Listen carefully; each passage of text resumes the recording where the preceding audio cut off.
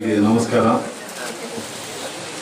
ಬಹಳ ಸಂತೋಷದ ದಿನ. 49ನೇ ಶಾಖೆಯನ್ನು ನಾವು ಇಲ್ಲಿ ಉದ್ಘಾಟನೆ ಮಾಡ್ತಾ ಇದ್ದೇವೆ. ಈ ಬ್ಯಾಂಕಿನ ಬಗ್ಗೆ ಮಾತಾಡುವಾಗ ನಾವು ಬಿಲ್ಲವರ ಯೋಜನೆ ಬಗ್ಗೆ ಒಂದೆರಡು ಮಾತು ಹೇಳಬೇಕಾಗ್ತದೆ. 1908ರಲ್ಲಿ ಗೋಕರ್ಣನಾಥ ಕ್ಷೇತ್ರ, ಬಿಲ್ಲವ ಹಿತವರ್ಧಕ ಸಂಘ, ಬಿಲ್ಲವ ಯೂತ್ ಲೀಗ್, ಪಾರ್ಕೂರ್ ಚಾರಿಟಿ ಎಂಬ 4 ಸಂಸ್ಥೆಗಳು ಬಿಲ್ಲವ ಸಮಾಜಕ್ಕಾಗಿ ಕೆಲಸ ಮಾಡುತ್ತಿದ್ದು, ನಾರಾಯಣ ಗುರುಗಳ ಸಂದೇಶವನ್ನು ಮುಂದಿಟ್ಟುಕೊಂಡು ಸಂಘಟನೆಯಿಂದ ಬಲಯುತರಾಗಿರಿ ಎಂಬ ಮಾತನ್ನು ನಮ್ಮ ಹಿರಿಯರು ಬಹಳ ಅರ್ಥ ಮಾಡಿಕೊಂಡಿದ್ದಾರೆ ಅಂತ ನನಗೆ ಕಾಣುತ್ತದೆ. ಅವರೆಲ್ಲ ಒಟ್ಟುಗೂಡಿ 4 ಸಂಸ್ಥೆಯ ಅಧ್ಯಕ್ಷರುಗಳು ಒಟ್ಟುಗೂಡಿ ಬಿಲ್ಲವರ ಅಸೋಸಿಯೇಷನ್ ಸ್ಥಾಪನೆ ಮಾಡಿದರು 1932ರಲ್ಲಿ. 4 ಸಂಸ್ಥೆಯನ್ನು ತ್ಯಜಿಸಿ 1932ರಲ್ಲಿ ಬಿಲ್ಲವರ ಅಸೋಸಿಯೇಷನ್ ಸ್ಥಾಪನೆ ಮಾಡಿ ಎ ಅಪ್ಪಣ್ಣ ಎಂಬವರು ಅಧ್ಯಕ್ಷರಾದರು. ಅಂದಿನಿಂದ ಇಂದಿನವರೆಗೆ ಬಿಲ್ಲವರ ಅಸೋಸಿಯೇಷನ್ ಸಮಾಜದ ಸೇವೆಯನ್ನು ಮಾಡುತ್ತಾ ಬಂದಿದೆ. ಆರ್ಥಿಕ ಕ್ಷೇತ್ರಕ್ಕೆ ನಾವು ಹೋಗಬೇಕು ಎಂದು ಮತ್ತು ನಮಗೆ ಬಿಲ್ಲವ ಭವನ ಸ್ವಂತ ನಮಗೆ ಆಗಬೇಕೆಂದು ಅವರ ಅನಿಸಿಕೆಗಳಿತ್ತು, ಅವರ ಯೋಜನೆಗಳಿತ್ತು. ಅದನ್ನು ಹಂತ ಹಂತವಾಗಿ ಮುಂದೆ ಬರುತ್ತಾ 1978ರಲ್ಲಿ ಶ್ರೀಮಾನ್ ವರದ ಉಳ್ಳಾಳರವರ ನೇತೃತ್ವದಲ್ಲಿ ಈ ಬ್ಯಾಂಕನ್ನು ಅವರು ಬಿಲ್ಲವರ ಅಸೋಸಿಯೇಷನ್ನ 300 ಸ್ಕ್ವೇರ್ ಫೀಟ್ನ ಚಾವಡಿಯಲ್ಲಿ ಸ್ಥಾಪನೆ ಮಾಡಿದರು. ಈಗ ನಮ್ಮ 300 ಸ್ಕ್ವೇರ್ ಫೀಟ್ನಲ್ಲಿ ಸ್ಥಾಪನೆ ಮಾಡಿದಂಥ ಈ ಬ್ಯಾಂಕಿಗೆ 1,40,000 ಸ್ಕ್ವೇರ್ ಫೀಟ್ ಸ್ವಂತ ಕಟ್ಟಡವನ್ನು ನಾವು ಹೊಂದಿದ್ದೇವೆ. ಮುಂದೆ ಬಂದು 1980ರಲ್ಲಿ ನಾನು ನಿರ್ದೇಶಕ ಮಂಡಳಿಯಲ್ಲಿ ಇದ್ದೆ. 3 ವರ್ಷ ನಾನು ನಿರ್ದೇಶಕ ಮಂಡಳಿಯಲ್ಲಿದ್ದು ಎಲ್ಲ ಚಟುವಟಿಕೆಗಳನ್ನು ನಾನು ದೂರದಿಂದ ವೀಕ್ಷಿಸುತ್ತಿದ್ದವನು. ಆದ್ದರಿಂದ ನಾನು ಮುಂದೆ ಹೋಗದೆ ನಮ್ಮಲ್ಲಿ 2 ಗ್ರೂಪು ಎಲೆಕ್ಷನ್ನ ಟೈಮ್ನಲ್ಲಿ ಆಯಿತು. ಆ 2 ಗ್ರೂಪನ್ನು ಬಿಲ್ಲವರ ಅಸೋಸಿಯೇಷನ್ನಲ್ಲಿ ಕೂತುಗೊಳಿಸಿ 22 ಜನ ನಾಮಿನೇಷನ್ ಹಾಕಿದವರನ್ನು ಕೂತುಗೊಳಿಸಿ ನನ್ನ ಅಧ್ಯಕ್ಷತೆಯಲ್ಲಿ ನಾನು ರಾಜಿ ಮಾಡಿ 11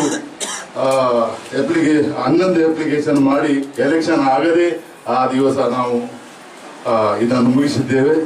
ಮುಗಿದ ನಂತರ 11 ವರ್ಷದ ನಂತರ ನಾನು ಪುನಃ ಬ್ಯಾಂಕಿಗೆ ಹೋದೆ. ಬ್ಯಾಂಕಿಗೆ ನಿರ್ದೇಶಕ ಮಂಡಳಿ ಮತ್ತು ಚೇರ್ಮನ್ ಹತ್ರ ಮಾತಾಡಿದೆ.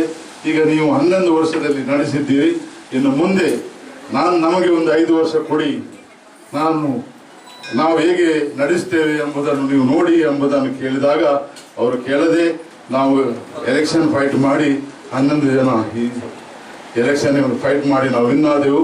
ವಿನ್ ಆದ ಕೂಡಲೇ 1991ರಲ್ಲಿ ಈ ಒಂದು ಬ್ಯಾಂಕ್ ಮುಂದೆ ಬರಲಿಕ್ಕೆ ಕಾರಣ ಮುಖ್ಯವಾಗಿ ಜನಾರ್ದನ ಪೂಜಾರಿ ಅಂತ ನಾನು ಹೇಳ ಬಯಸ್ತೇನೆ.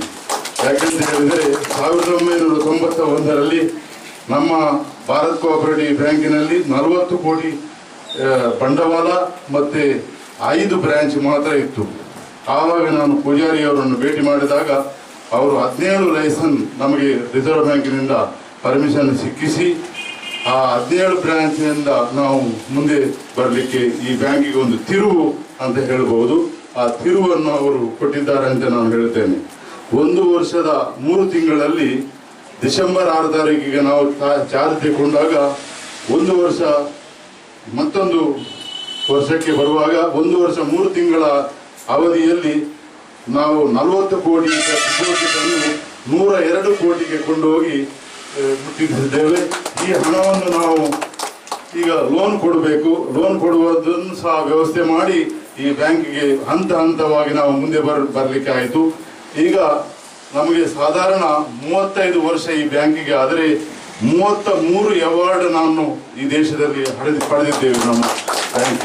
ಆದ್ದರಿಂದ ಎಲ್ಲ ರೀತಿಯಲ್ಲಿ ನಿಮ್ಮೆಲ್ಲರ ಸಹಕಾರದಿಂದ ನಾವು ಅಭಿವೃದ್ಧಿಯನ್ನು ಕಂಡಿದ್ದೇವೆ. ಬಿಲ್ಲವರ ಅಸೋಸಿಯೇಷನ್ ಅಂದರೆ ನಮ್ಮ ಗುರುಗಳಲ್ಲಿ ಕೂತುಕೊಂಡಿದ್ದಾರೆ. ಪ್ರತಿಯೊಂದು ಬ್ಯಾಂಕಿನ ಬ್ರಾಂಚಿನಲ್ಲಿ ನಾವು ಗುರುಗಳ ಮೂರ್ತಿಯನ್ನು ಫೋಟೋವನ್ನು ನಾವು ಇಡ್ತೇವೆ. ಅದರಲ್ಲಿ ಕೇರಳದವರು ಸಹ, ಕೇರಳದ ತೀಯಾ ಸಮಾಜದವರು, ಈಳಿಗೆ ಸಮಾಜದವರು ಅವರು ಸಹ ನಮ್ಮ ಬ್ಯಾಂಕಿಗೆ ಬಹಳ ಗೌರವವನ್ನು ಕೊಟ್ಟು ನಮ್ಮ ಇದರಲ್ಲಿ ಗೌರವ ಕೊಟ್ಟು ನಮ್ಮ ಖಾತೆಯನ್ನು ಓಪನ್ ಮಾಡ್ತಾ ಇದ್ದಾರೆ. ಆದ್ದರಿಂದ ನಿಮ್ಮೆಲ್ಲರ ಸಹಕಾರದಿಂದ ಇನ್ನು ಮುಂದೆಯೂ ಬರಲಿ. ಇನ್ನು ಮುಂದೆಯೂ ನಮ್ಮ ಬ್ಯಾಂಕು ಒಳ್ಳೆಯ ಅಭಿವೃದ್ಧಿಯನ್ನು ಹೊಂದುವ ಆಶೀರ್ವಾದ ನಿಮ್ಮಲ್ಲಿ ಪಡೆಯುತ್ತಾ ನಾನು 2 ಮಾತುಗಳನ್ನು ಮುಗಿಸ್ತೇನೆ. ಜೈ ಹಿಂದ್, ಜೈ ಕರ್ನಾಟಕ.